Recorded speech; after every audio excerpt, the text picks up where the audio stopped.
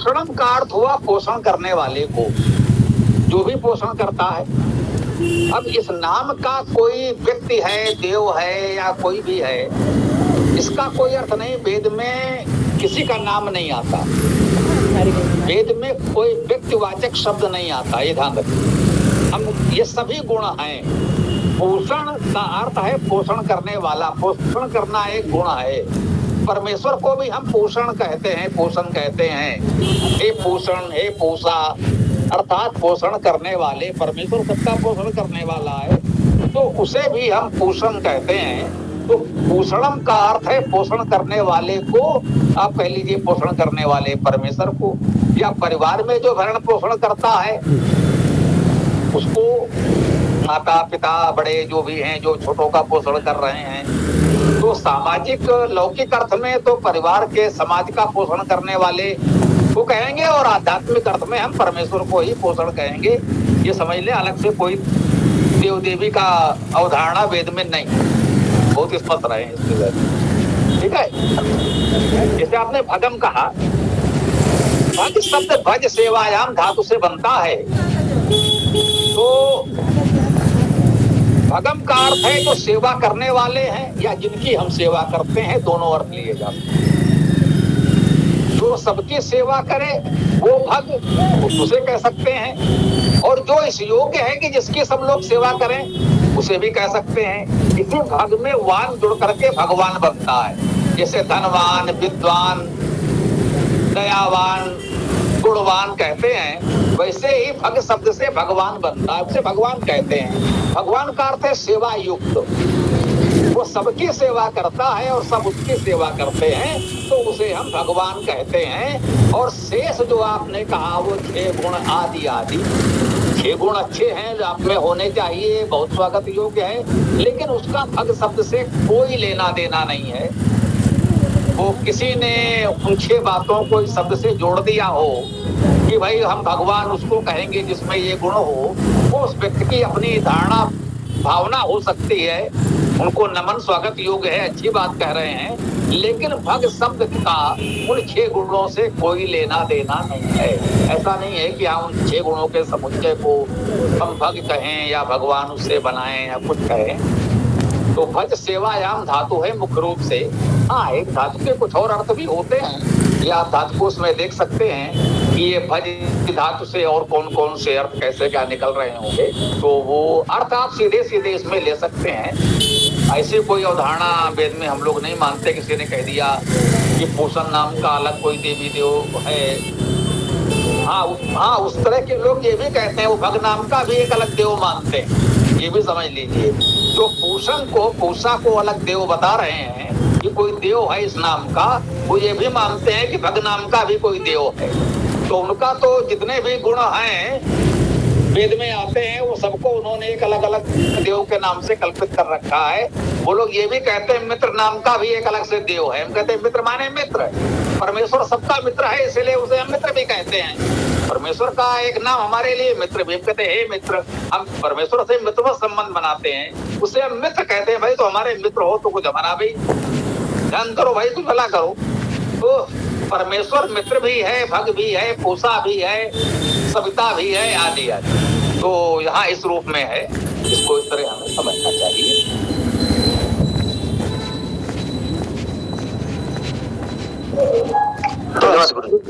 यह एक शब्द जो चला आहनसम, तो उसको अपन क्या कष्टनाशक, दुख निवारक ये भी ले सकते हैं?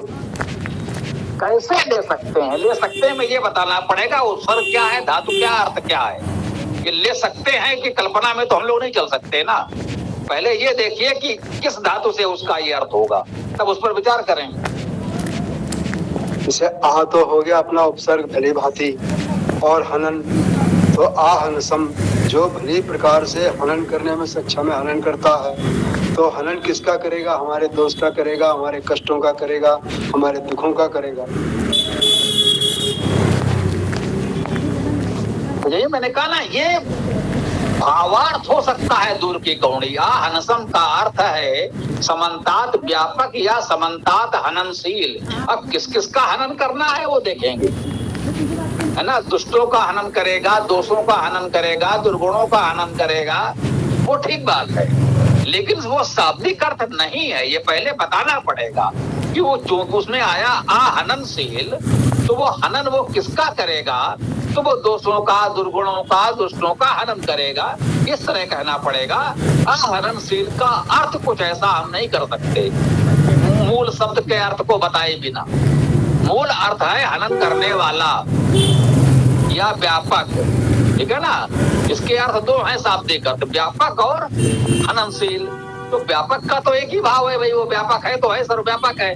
अब हननशील में दोषों दुर्गुणों का, दुष्टों का हनन करेगा, ये तो हम कह सकते हैं कि भाई हनन करना है तो दोषों दुर्गुणों दुष्टों का ही करेंगे, गुणों का तो नहीं करेंगे, भले लोगों का तो नहीं करेंगे। ये व्याख्या में हम स्पष्ट कर सकते हैं, लेकिन शब्दार्थ में ऐसा नहीं करना चाहिए, इससे भ्रम होता है। बहुत बहुत धन्यवाद।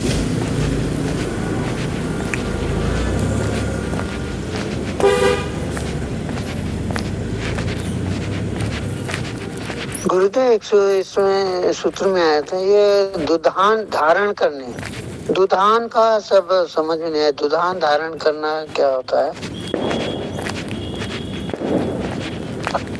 दुधान इसमें कहाँ आया है, कहीं आया है क्या? दधान तो संभवतः आया है। दधान, जी जी, दधान, दधान शब्द धारण करना। हाँ, दधान तो धा और दध धातु है जिसका अर्थ धारण करना है, तो दधाना आया होगा जी, दधान, धारण करने वाला या कुछ इस अर्थ में। जी जी, ओके ओके।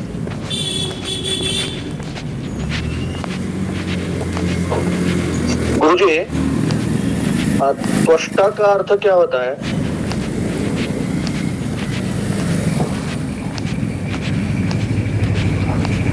जी, इसके लिए आप धात्वाद कोश और शब्दकोश हमारा मंगा लीजिए, उसमें आपको मिलता रहेगा। शब्दकोश तो आपके पास है भी संभवतः, देखिए उसमें मिलेगा। कौन सा तो शब्द का अर्थ यहाँ कैसे करेंगे, वो तो आपके पास पुस्तक है, उसमें देखिए शब्दकोश में मिलेगा, अगर उसमें ना मिले तो धात्वाद कोश मंगा लीजिए, अवश्य मिलेगा। संभवतः ये त्विष धातु है। बात आई है तो बता दें कि शब्द का जो भाई जो मंत्र चल रहा है वहां तक तो फिर भी ठीक है, तो फिर वो शब्दकोश की चर्चा आरंभ हो जाएगी, दूसरा कहेगा इस शब्द का क्या अर्थ है। त्विष प्रकाशने धातु है संभवतः, त्वष्टा का अर्थ प्रकाशक होता है, प्रकाश करने वाला। जहां तक मुझे स्मृति में आ रहा है, ये पूरी तरह सत्य होने का दावा नहीं करता, सत्य तो वही है जो धात्वाद कोश में, शब्दकोश में लिखा होगा, हमारी ही पुस्तक है, लेकिन सब कुछ बिल्कुल रटा हुआ तो नहीं हो सकता, ठीक है ना। गुरुजी, कोश में त्वष्टा का अर्थ प्रकाशक, सूक्ष्म कर्ता, त्वक्ष का अर्थ छीलना और त्विष का अर्थ प्रकाशित होना, ऐसा दिया है। और त्वष्टारम का अर्थ प्रकाशक को, ऐसा मतलब ये वैदिक कोश में दिया है इधर। जी बिल्कुल ठीक है, वही हुआ, हमने कहा ना। त्विष प्रकाशन धातु है, त्वष्टा, त्वष्टारम, त्वष्टा अर्थात प्रकाश करने वाला, त्वष्टारम ये द्वितीय विभक्त एक वचन हो गया, प्रकाश करने वाले को, प्रकाशक को या प्रकाश करने वाले को, बिल्कुल ठीक है। तो भाई अब पुस्तकें हैं, उसमें से सब लोग देख लें। मैं तो अब पुस्तक देख भी नहीं पा रहा हूँ, बहुत दिनों से आप लोगों से कह रहा हूँ कि मुझ पर ये बोझ न डालिए, अब ये दायित्व आप लोग स्वयं संभालिए।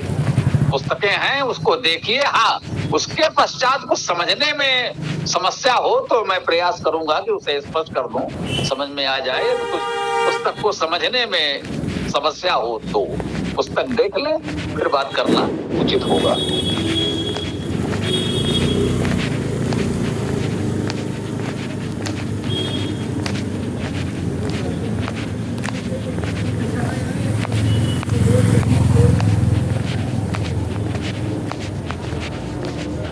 देख लीजिए, कुछ और बात किसी को करनी है तो रखिए, अन्यथा फिर समापन की ओर बढ़ा जाए, देखेंगे।